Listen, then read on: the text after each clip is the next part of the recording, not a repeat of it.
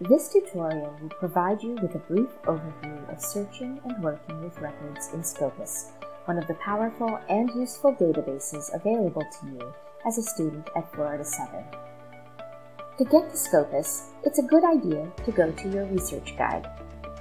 For this demonstration, we'll be using the Biology Research Guide. From the VU Library homepage, we'll go to the Research Guides and Tutorials link, find Biology, and then click on the General Biology Resources link. Next, click on the Search for Sources tab in the guide. Here you will find all of the databases relevant to studies in biology. On the right-hand side, we'll find the box for Scopus. Click on the Scopus link. You may need to sign in to Single Sign-On or Open Athens if you haven't already. Now this is your basic search screen in Scopus. It looks a little bit different than what you might be used to with EBSCO, but searching in Scopus is essentially the same. Whatever you know about searching in EBSCO, you can apply to searching here. I am interested today in examining the role of kinship and primate cooperation. So I will type in my search terms, connect them with the Boolean and then click Search. Notice that I have just over 50 results in my results set. From here, I can refine my results if I want to. Perhaps I would like to keep the most recent articles, so I will select the years from 2015 to 2023 and tell the database to limit it to those years by clicking on this arrow. Now I'm down to 25 documents. There are other facets in Scopus that I can use to limit my results if I like. I can limit by subject area or by document type, for example, article, review, or book chapter.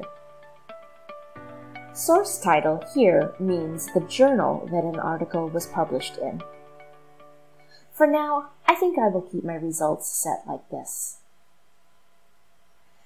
Now in this window, you can see important information about the article. You can view the abstract to get a better idea of whether or not the article will be useful for your research. If we have access to it through our subscriptions, when I click View at Publisher, I will be taken to the publisher's page of that article.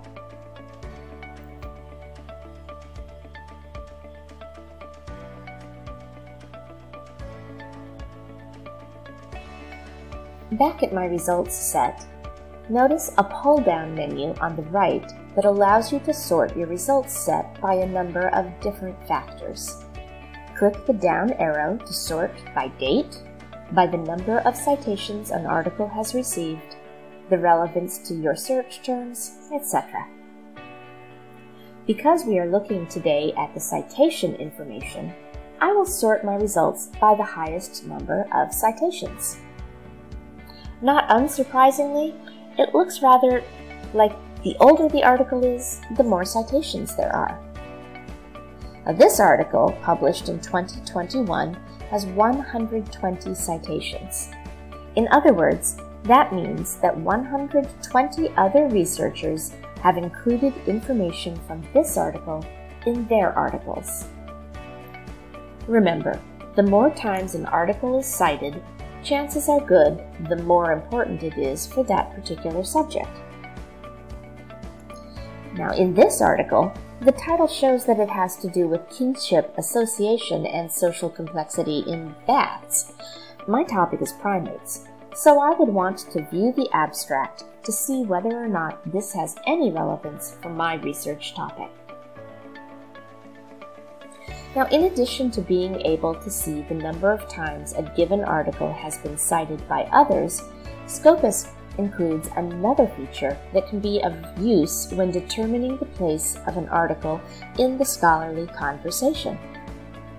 I will go ahead and click on this first result to show you what I mean.